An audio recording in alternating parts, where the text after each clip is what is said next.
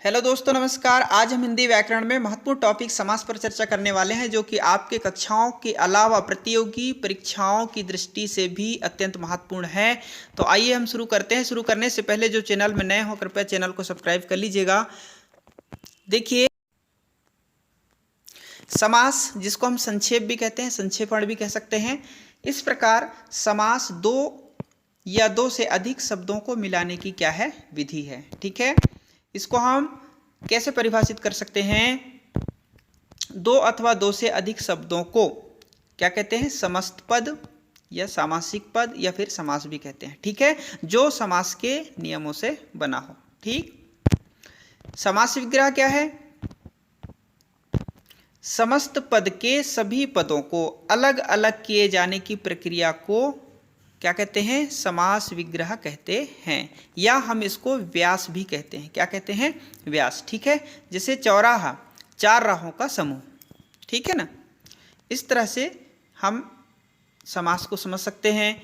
आइए, समास रचना के कुछ प्रमुख नियम हैं, उन्हें हम जानते हैं। पहला नियम देखिए, समास के लिए कम से कम दो पद होने चाहिए। कितने? दो पद, जिसमें पहला पद, इसको हम पूर्व पद भी कहते हैं।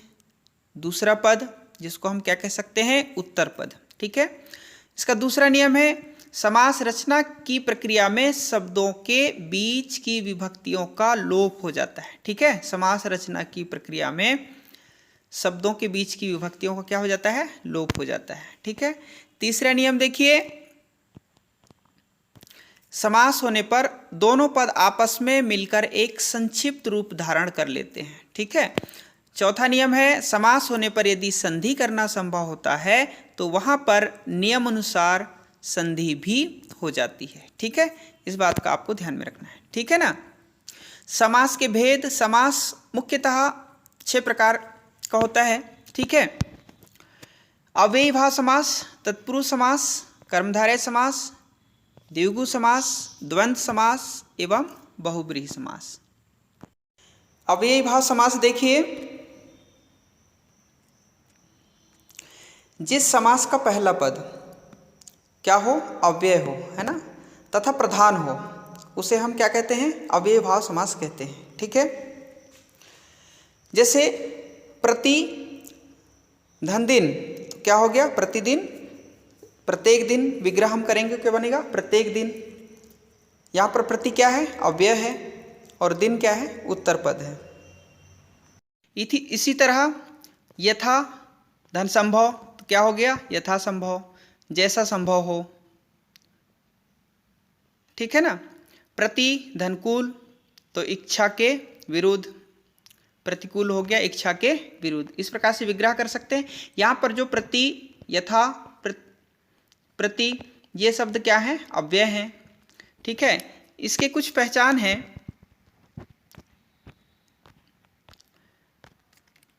सामान्यतः पहला पद अनु, आ, प्रति, भर, यथा, यावत, हर आदि होता है। ठीक है ना, तो आपको ध्यान में रखना है। जैसे भरपेट, है ना, आजन्म, इस तरह से हम कह सकते हैं। यथा शक्ति, है ना, इस तरह से हम कह सकते हैं। आगे देखिए, तत्पुरुष समास।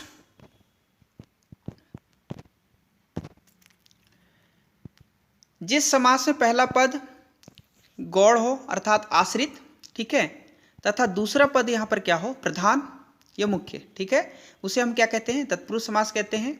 और दोनों पदों के बीच में कारक चिन्ह, जिसको हम परसर्ग भी कहते हैं, क्या कहते हैं? परसर्ग का लोप हो जाता है। ठीक है, जैसे देखिए,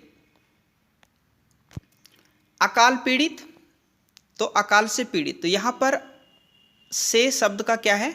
लोप है। ठीक है ना, इस विग्रह हमने किस प्रकार से किया? अकाल से पीड़ित। इसके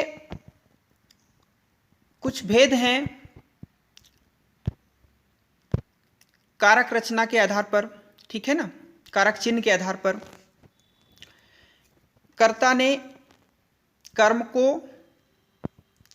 करण से संप्रदान के लिए अपादान से अलग संबंध काके की। ठीक है ना, और अधिकरण में पर संबोधन हे अरे। इसको आपको ध्यान में रखना है। इसको इस तरह से याद भी रख सकते हैं आप। ये कारक हैं, इनके लिए चिन्ह है और विभक्ति, ठीक है। जैसे कर्ता तो ने प्रथमा, कर्म को चिन्ह है द्वितीय विभक्ति, ठीक है ना। करण से के द्वारा भी बोल सकते हैं तृतीय विभक्ति। संप्रदान के लिए को चतुर्थ विभक्ति। अपादान से अलग होने का भाव, ठीक है, पंचमी विभक्ति। संबंध काके की रारेरी षष्ठी विभक्ति, है ना। अधिकरण में पर सप्तमी और संबोधन हे अरे, ठीक है। इस तरह से हम देख सकते हैं। लेकिन इसमें पहला और आठवां कर्ता अर्थात संबोधन, इसका हम समास नहीं बना सकते हैं, ठीक है, आपको ध्यान में रखना है। अतः उपरोक्त कारक चिन्ह लोप या फिर परसर्ग जिसको हम कहते हैं, परसर्ग का क्या हो जाता है, लोप हो जाता है। और इसके आधार पर तत्पुरुष के कितने प्रकार होते हैं, केवल 6, ठीक है। पहला देखिए कर्म तत्पुरुष समास, ठीक है। इसमें कर्म कारक की विभक्ति को का लोप हो जाता है। किसका लोप हो जाता है, को का लोप हो जाता है। जैसे गगन चुंबी, है ना, तो गगन को चूमने वाला विग्रह हमने किया, तो यहाँ पर को विभक्ति का क्या हुआ है, लोप हुआ है, ठीक है। रथ चालक, ठीक है ना, रथ को चलाने वाला, इस तरह से हम कह सकते हैं। इसका दूसरा देखिए करण तत्पुरुष। इसमें करण कारक की विभक्ति से या के द्वारा या फिर के साथ का क्या हो जाता है, लोप हो जाता है। जैसे भयाकुल, भय से आकुल, ठीक है, यहाँ पर से का लोप हो गया। सूर्य रचित, सूर्य के द्वारा रचित, के द्वारा का लोप है, ठीक है ना। इस तरह से इसके उदाहरणों को हम समझ सकते हैं। इसका अगला देखिए संप्रदान तत्पुरुष। इसमें संप्रदान कारक विभक्ति के लिए को का क्या हो जाता है, लोप हो जाता है, ठीक है। जैसे प्रयोगशाला, प्रयोग के लिए शाला, तो यहाँ पर के लिए का क्या है, लोप है। परीक्षा भवन, परीक्षा के लिए भवन, ठीक है ना। इस तरह से अन्य और भी उदाहरण आप ले सकते हैं।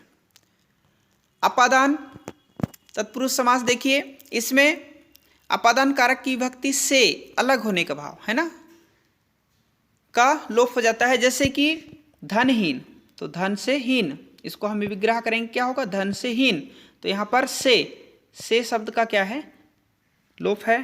पथभ्रष्ट, पथ से भ्रष्ट। जन्मांध, जन्म से अंधा। इस प्रकार से हम उदाहरण देख सकते हैं।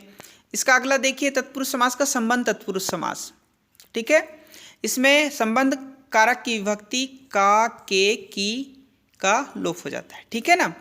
जैसे राजपुत्र है तो राजा का पुत्र, यहाँ पर का लोप है ना। पराधीन, पर के अधीन, दूसरों के अधीन, तो यहाँ के लोप है ना। देश की रक्षा, देश रक्षा, तो की विभक्ति का लोप है। इस तरह से इस तत्पुरुष समास का आगे अगला देखिए अधिकरण तत्पुरुष समास, ठीक है। इसमें अधिकरण कारक की विभक्ति में पर का लोप हो जाता है, ठीक है।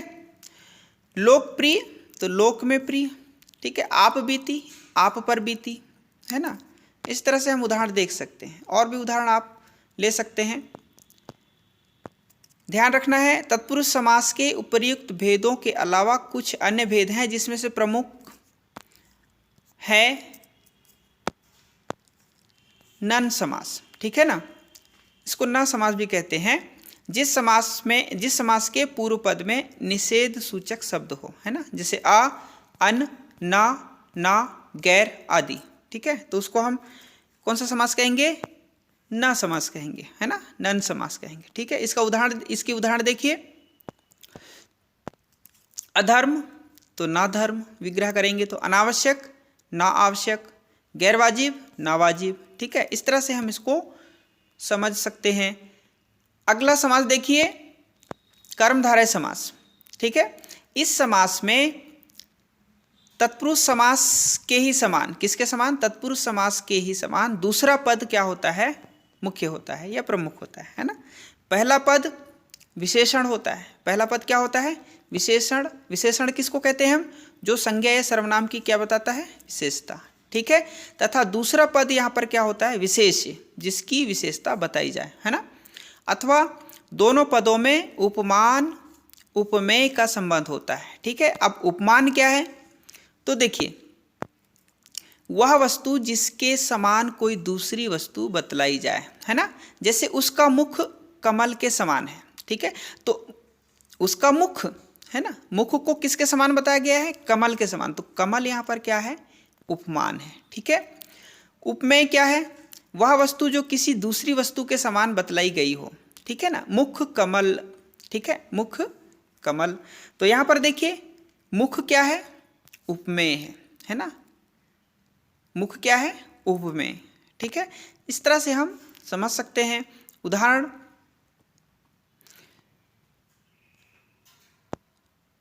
महात्मा, तो महान है जो आत्मा। ठीक है ना। विशेषण, विशेष का संबंध है। यहाँ पर क्या है? विशेषण विशेष का संबंध है। ठीक है। नीलांबर, नीला है जो अंबर, यहाँ पर भी विशेषण विशेष का संबंध है। घनश्याम, घन के समान श्याम। ठीक है ना। यहाँ पर क्या है? उपमान और उपमेय है। क्या है? उपमान और उपमेय है। ठीक है। पहचान, विग्रह करने पर दो पदों के मध्य है जो शब्द या के समान, है ना, है जो या फिर के समान आदि आते हैं, आपको ध्यान में रखना है। ठीक है ना। अगला देखिए, द्विगु समास। इसमें दूसरा पद क्या होता है? प्रधान होता है। दूसरा पद क्या होता है? प्रधान होता है। और पहला पद इसमें क्या होता है? संख्यावाची होता है। इस बात का आपको ध्यान में रखना है। संख्यावाची विशेषण होता है। ठीक है। जैसे पंचवटी, तो 5, पहला पद क्या हो गया? संख्यावाची। 5 वृक्षों का क्या है? समूह है। 9 ग्रह, 9 ग्रहों का समूह। ठीक है ना। इस प्रकार से हम द्विगु समास को समझ सकते हैं। ठीक है। पांचवा देखिए, द्वंद्व समास। इसमें दोनों पद क्या होते हैं? प्रधान होते हैं, है ना। विग्रह करने पर दोनों पदों के बीच में और, अथवा, या, एवं लगता हो, वह क्या है? द्वंद्व समास। ठीक है। जैसे राजा प्रजा, राजा और प्रजा। ठीक है। माता पिता, माता और पिता। ठीक है। इसकी पहचान क्या है? दोनों पदों के बीच प्रायः किस चिन्ह का प्रयोग होता है? योजक चिन्ह का। ठीक है। इस बात का आपको ध्यान में रखना है। आगे देखिए, बहुब्रीहि समास। इस समास में दोनों पद मिलकर किसी तीसरे पद की ओर क्या करते हैं? संकेत करते हैं।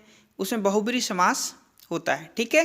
जैसे लंबोदर, लंबा है उदर जिसका, है ना, किसकी ओर संकेत कर रहे हैं? गणेश, है ना। दशानन, 10 है आनंद जिसके, कौन? रावण। ठीक है ना। महावीर, महान वीर है जो, अर्थात कौन? हनुमान। तो तीसरे पद की ओर यहाँ पर शब्द संकेत करते हैं। ठीक है। इस प्रकार से हम समास को समझ सकते हैं। अब देखिए, कुछ महत्वपूर्ण बात आपको ध्यान में रखना है। यहाँ पर कुछ अंतर हैं, जैसे संधि और समास में अंतर। ठीक है। संधि और समास दोनों ही जुड़ने मिलने की प्रक्रिया है। क्या है? जुड़ने मिलने की प्रक्रिया है। अतः दोनों के अंतर को जानना भी अत्यंत आवश्यक है। ठीक है। संधि का अर्थ क्या होता है? जोड़ या मेल, जबकि समास का अर्थ क्या होता है? संक्षिप्तीकरण या संक्षिप्त करने की रचना विधि। ठीक है। दूसरा देखिए, संधि में 2 वर्णों का मेल होता है। कितने वर्णों का? 2 वर्णों का। जबकि समास में 2 या 2 से अधिक पदों या शब्दों का क्या होता है? मेल होता है। ठीक है ना। तीसरा नियम, संधि में मिले हुए या परिवर्तित वर्णों को अलग अलग करते हैं, उसको हम क्या कहते हैं? संधि विच्छेद कहते हैं। ठीक है। जबकि समास या समस्त पद के सभी पदों को अलग अलग करने की प्रक्रिया को हम क्या कहते हैं? समास विग्रह कहते हैं। ठीक है ना। जैसे देखिए, यहां पर उदाहरण है विद्याधनालय। ठीक है ना। इस विद्यालय शब्द को हमने यहां पर विद्याधनालय अलग किया, तो यह किस रूप में है? संधि रूप में। विद्या का आलय, तो यह किस रूप में है? समास रूप में। ठीक है, इस तरह से हम इसको समझ सकते हैं, है ना। अब यहाँ पर देखिए कर्मधारय और बहुब्रीहि में क्या अंतर है। कर्मधारय समास में प्रथम पद दूसरे पद का विशेषण होता है, ठीक है, तथा दूसरा पद क्या होता है? प्रधान होता है। जबकि बहुब्रीहि समास में दोनों पदों में विशेषण विशेष संबंध नहीं होता और ना ही दोनों पदों में कोई भी पद प्रधान, मतलब दोनों पद प्रधान नहीं होते हैं और दोनों मिलकर के किसी तीसरे पद की ओर क्या करते हैं?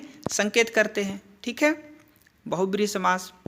यहाँ पर देखिए उदाहरण, नीलकंठ, नीला है जो कंठ, तो ये कौन सा समास हो गया? कर्मधारय। और यहीं पर देखिए नीलकंठ, नीला है कंठ जिसका, अर्थात शिव, तो यह तीसरे पद की ओर संकेत है, इसलिए यह कौन सा समास का उदाहरण होगा? बहुब्रीहि। ठीक है, पीतांबर, पीला है अंबर, कर्मधारय। और यहीं पर देखिए पीला है अंबर जिसका, अर्थात कौन? कृष्ण, तो यह किस समास का उदाहरण हो गया? बहुब्रीहि। ठीक है ना। आगे देखिए बहुब्रीहि और द्विगु समास में अंतर। ठीक है ना, बहुब्रीहि समास में संख्यावाची प्रथम पद और दूसरा पद मिलकर किसी तीसरे पद की ओर क्या करते हैं? संकेत करते हैं। ठीक है, जबकि द्विगु समास में दूसरा पद क्या होता है? प्रधान होता है और प्रथम पद क्या होता है? संख्यावाची विशेषण के रूप में दूसरे पद की विशेषता बताता है ना, दूसरे पद की विशेषता बताता है। ठीक है, जैसे देखिए दशानन, 10 आननों का समूह, तो यह द्विगु समास। ठीक है, यहीं पर देखिए 10 आनन है जिसके, अर्थात कौन? रावण। ठीक है, तो यहाँ पर तीसरे की ओर संकेत है ना। इस तरह से समास आपको समझ में आ गया होगा। आप सभी का बहुत बहुत धन्यवाद।